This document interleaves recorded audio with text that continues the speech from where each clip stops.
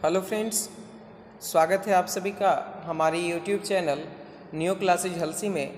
Friends, आज इस video में हम क्लास 12 के इंग्लिश बुक के पहले chapter Indian civilisation and culture के कुछ इम्पॉर्टेंट ऑब्जेक्टिव क्वेश्चन को देखेंगे। ये वीडियो आने वाली इंटरमीडिएट की परीक्षा के लिए काफ़ी महत्वपूर्ण है। आप इस वीडियो को अंत तक देखें और अगर आपको वीडियो अच्छा लगता है तो मुझे कमेंट करके ज़रूर बताएं, अपने दोस्तों को ज़रूर शेयर करें और हाँ, लाइक करना ना भूलें।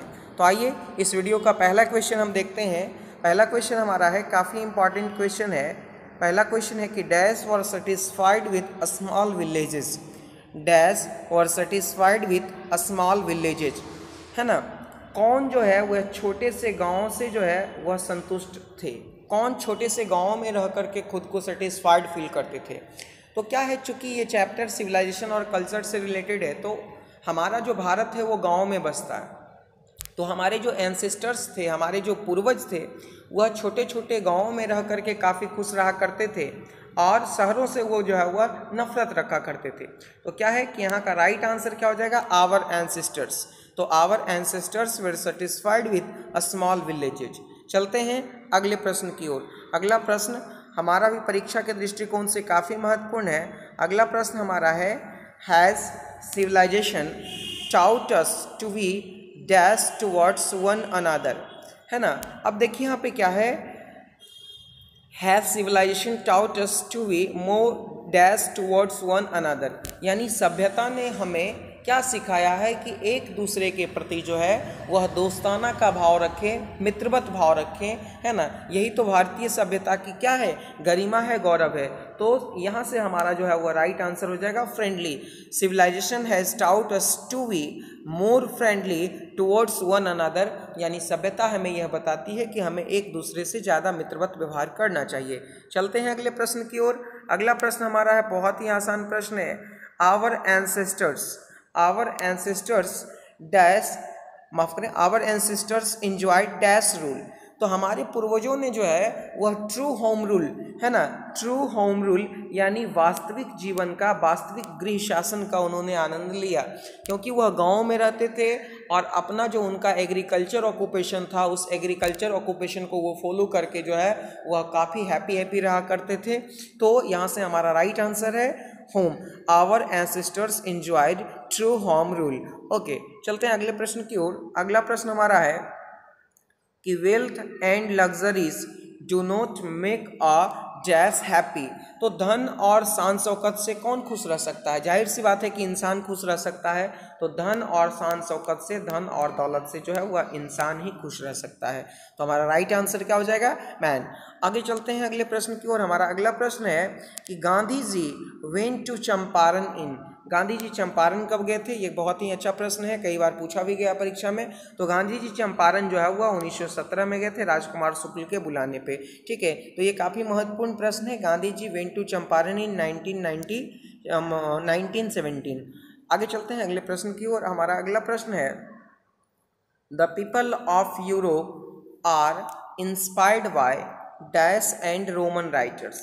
तो यूरोप के जो लोग थे, वह यूरोप के लोग जो है वह ग्रीक और रोम के राइटर से काफ़ी प्रभावित थे। ठीक है, तो यहाँ हमारा राइट आंसर क्या हो जाएगा, ग्रीक। यानी यूरोप के लोग जो है वह रोम और ग्रीक के लेखकों से, फिलॉसफर्स से काफ़ी ज़्यादा सेटिस्फाइड थे। चलते हैं अगले प्रश्न की ओर। हमारा अगला प्रश्न है, काफ़ी इंपॉर्टेंट है। The invention of dash proved to be a dash in our development. किस चीज़ का आविष्कार जो है वह हमारे विकास में एक मील का पत्थर साबित हुआ। वैसे तो पहिया का भी आविष्कार मायने रखता है, एग्रीकल्चर का आविष्कार भी मायने रखता है। तो हम यहाँ से कह सकते हैं कि इन्वेंशन ऑफ फायर, क्योंकि यह हमारी ज़िंदगी को बहुत आसान किया। तो the invention of fire proved a milestone in our development, यानी आग का आविष्कार मानव के विकास में बहुत बड़ा रोल निभाया। चलते हैं अगले प्रश्न की ओर। हमारा अगला प्रश्न है, he wrote different articles for. यहाँ ही से तात्पर्य है गांधी जी। ही से तात्पर्य है गांधी जी से कि गांधी जी ने जो है वह बहुत सारे लेख लिखे, बहुत सारा जो है वह उन्होंने अंक लिखा। किस पत्रिका के लिए उन्होंने बहुत सारा ये लिखा, लेख लिखा। तो गांधी जी ने जो है वह एक पत्रिका है यंग इंडिया नाम से, उस यंग इंडिया के लिए जो है वह गांधी जी ने बहुत सारा जो है वह क्या किया, आर्टिकल लिखने का काम किया। तो Gandhi ji wrote different articles for Young India, यानी यंग इंडिया के लिए गांधी जी ने जो है वो बहुत सारे जो है आर्टिकल लिखने का काम किया। चलते हैं अगले प्रश्न की ओर। अगला प्रश्न है, बहुत ही इंपॉर्टेंट है, यहाँ से क्वेश्चन पूछा भी गया परीक्षा में, ध्यान देंगे आप लोग, ठीक है। Civilization points out to man the path of duty. ये क्वेश्चन पूछा जाता है कि यह लाइन जो है वह किस चैप्टर से लिया गया है या इस लाइन के कंपोजर कौन है। तो ध्यान देंगे ये सिविलाइजेशन एंड कल्चर से लिया गया है, गांधी जी इसके राइटर हैं। तो कहता है civilization points out to a man the path of duty, यानी सभ्यता किसी व्यक्ति को जो है वह कर्तव्य की राह बताता है, कर्तव्य की राह पे चलना सिखाता है। यानी सभ्यता एक संस्कार है जो मनुष्यों को नैतिकता का पाठ पढ़ाने का काम करता है। चलते हैं अगले प्रश्न की ओर। अगला प्रश्न हमारा है, टू ऑब्जर्व मॉरलिटी, है ना। To observe morality is to attain mastery over, ठीक है। अब देखिए क्या है, to observe morality is to attain mastery over minds and passion. अगर मान लिया जाए कि हमारे अंदर की जो नैतिकता है, हम अपनी नैतिकता को रीचेक करते हैं, तो क्या होता है, अगर हम अपने सिविलाइजेशन को फॉलो करते हैं तो निश्चित रूप से हमारी जो अनलिमिटेड, है ना, पैशंस हैं, डिज़ायर हैं, उस पर हम लोग जो है वह काबू पाने में क्या हो जाएंगे, सक्षम हो जाएंगे। तो to observe morality is to attain mastery over minds and passions. चलते हैं अगले प्रश्न की ओर। हमारा अगला प्रश्न है, the mind is a restless word the which always remains. दिमाग एक चंचल पक्षी की भांति है। गांधी जी ने दिमाग की तुलना एक चंचल पक्षी से की है। विच ऑलवेज रिमेन्स, जो कि हमेशा क्या रहता है, असंतुष्ट रहता है, अनसेटिस्फाइड। माइंड जो है वह एक रेस्टलेस पक्षी की भांति है जो कि अनसेटिस्फाइड रहता है, असंतुष्ट, इसको संतुष्ट नहीं किया जा सकता है। ये बहुत ही इंपॉर्टेंट क्वेश्चन है गाइज, आप इसे जरूर देखेंगे। चलते हैं अगले प्रश्न की ओर। हमारा अगला प्रश्न है, हैप्पीनेस इज लार्जली अ, है ना, हैप्पीनेस इज लार्जली अ, खुशी क्या है। तो खुशी जो है वह दिमाग की एक अवस्था है। खुश रहने के लिए जो है वह धन दौलत या किसी भी चीज़ की आवश्यकता नहीं होती है। यह एक मेंटल कंडीशन है, मानसिक अवस्था है। अगर आप दिमागी तौर पे खुश हैं, चाहते हैं खुश रहना, तो खुश रह सकते हैं। इसके लिए किसी जो है वह क्या बोलते हैं, गुड्स की कोई आवश्यकता नहीं है। चलते हैं, तो happiness is largely a mental condition. अगले प्रश्न की ओर चलते हैं। हमारा अगला प्रश्न है, महात्मा गांधी वाज मोर अ, है ना, मोर अ स्पिरिचुअल लीडर। यानी महात्मा गांधी जो है वह क्या थे, एक जो है वह हार्दिक नेता थे। पॉलिटिकल होने के साथ साथ वह मूल रूप से जो है वह जमीनी नेता थे, जो लोगों के हृदय में रहने का काम करते थे, लोगों की सुनने का काम करते थे, इसलिए उनको स्पिरिचुअल लीडर कहा गया है। आगे चलते हैं अगले प्रश्न की ओर। अगला प्रश्न भी काफ़ी महत्वपूर्ण है।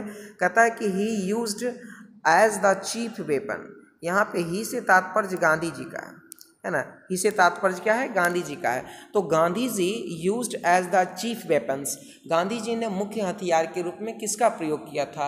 अंग्रेजों के खिलाफ जब लड़ाई चल रही थी आज़ादी की, तो उसमें गांधी जी के दो मुख्य हथियार थे, सत्य और अहिंसा, ट्रूथ एंड नॉन वायलेंस।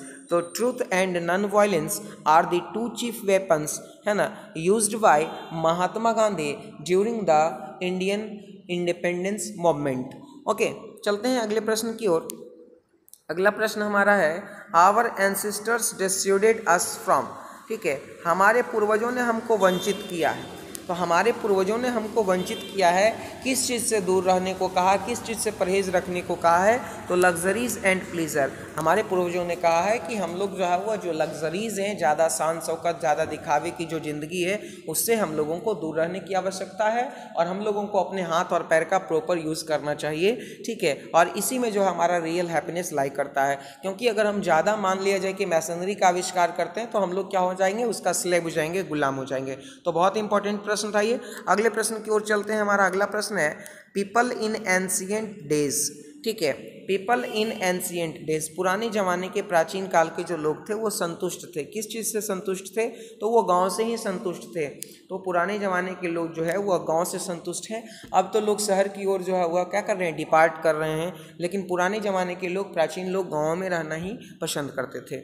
आगे चलते हैं अगला प्रश्न की ओर। हमारा अगला प्रश्न है ना, our forefather saw that, ठीक है, our forefather saw that kings and their sorts were inferior to, है ना। देखिए क्या है, बहुत इंपॉर्टेंट क्वेश्चन है कि our forefather saw that, हमारे पूर्वजों ने देखा कि हमारे पूर्वजों ने देखा कि किंग्स शॉर्ट्स है ना, kings and their shorts were inferior to, यानी राजा और उनके जो तलवार है, उनकी जो ताकत है, वेर इंफीरियर टू, किससे जो है वह निम्न क्वालिटी के हैं, तो द स्वॉर्ड्स ऑफ एथिक्स, यानी राजा और उनकी जो ताकत है, उनकी जो तलवारें हैं, वह सदाचार की तलवार के सामने क्या है, बेकार है। यानी सदाचार की ताकत जो है वह अच्छी ताकत मानी जाती है।